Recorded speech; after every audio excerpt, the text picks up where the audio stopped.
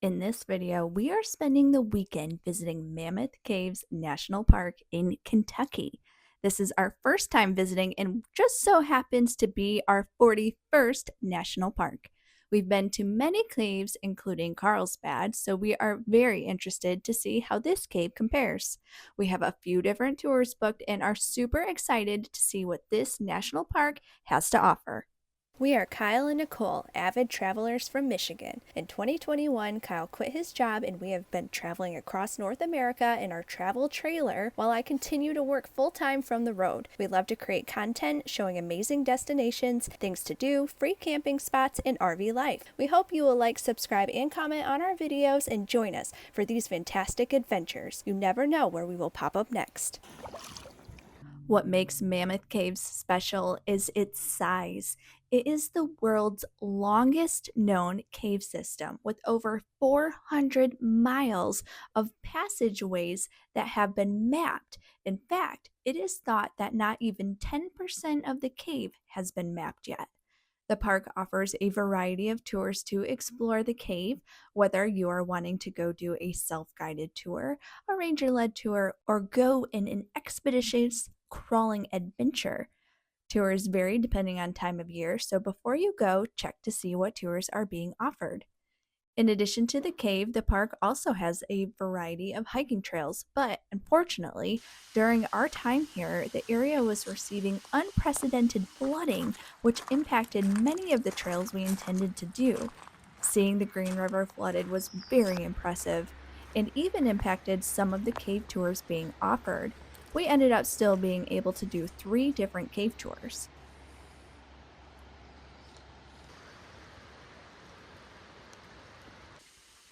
We are here on a rainy Friday night wandering around, and this little entrance here is where the Discovery Tour starts. And holy cow, about right here, you get a drastic air temperature difference. It was so cold standing right here, but look at this.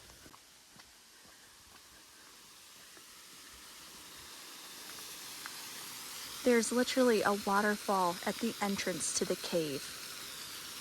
Our first cave tour is called Cleveland Avenue. All tours start from one of 2 pavilions where you receive a brief orientation and then a short bus ride takes you to the entrance of the cave tour. This tour is rated as difficult due to there being 400 stairs, which you start out descending, many of them right at the start. But in the event there is an issue with the elevator at the end, you would need to go back all of the stairs to get out. I'm going to rant about this for a minute. When you do cave tours, it is really important to admit your abilities and know your party. Time and again, we do these tours and we see folks with walking difficulties and small children, same as on this tour. Small children don't like caves. It's dark and cold and scary, and you are down there for 2 hours. When your kid starts crying, you can't just leave. And if you need a lot of light to walk on flat surfaces, you will slow the tour down. So listen to the park ranger when they tell you these things and never just assume it'll be fine because you are likely going to impact the entire tour.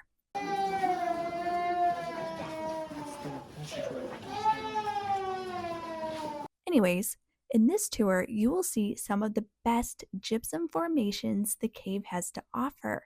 Gypsum is a very soft mineral that grows in the cave, and here it grows in various ways, including beautiful, sparkly, delicate flowers. You will hear stories about how the rich used to come in the cave for parties and have fancy chicken dinners, and you will see where they ate and learn how everything was carried in. You will see where people have written things on the walls and learns lots more history and interesting stories of the cave on this tour. The second tour we are doing is the self-guided extended discovery tour. You get to walk through the historic entrance, which had a beautiful waterfall thanks to all the rain here. They bunch up folks and give a brief orientation before they let you in. One thing I wish they would tell folks is to speak in a whisper when you're in the cave. Voices carry an echo, and with so many people, it can be very loud and take away from the experience. They do this in Carlsbad, and I wish they would do it here.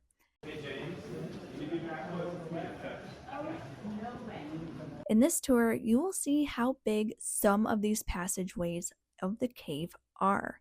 The size of the rooms here are very impressive. There are also information panels to read where you can learn about some of the mining industry that took place in this cave during the War of 1812. We like this tour because you can enter the cave on your own and explore at your own pace. Our last tour was to the most popular part of the cave and was called the Frozen Niagara Tour. This tour takes you directly to the pretty part, but many tours pass through here as well. This is what most people think of when they think of a cave with formations. Mammoth Cave is a dry cave.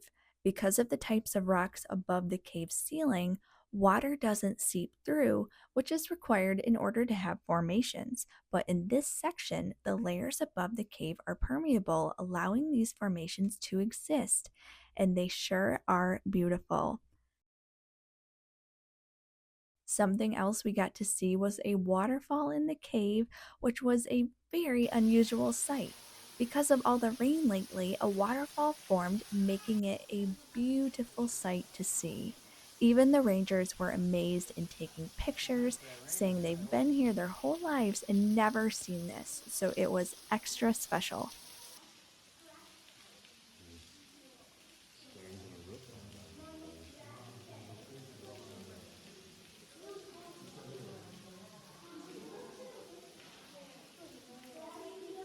This tour is rated as easy, but it also offers an optional 96 stairs to go down and back up to see some additional formations. And I would definitely recommend you to go down if you're able, because down there is home to some of the best formations you can see in this cave and is well worth the extra effort.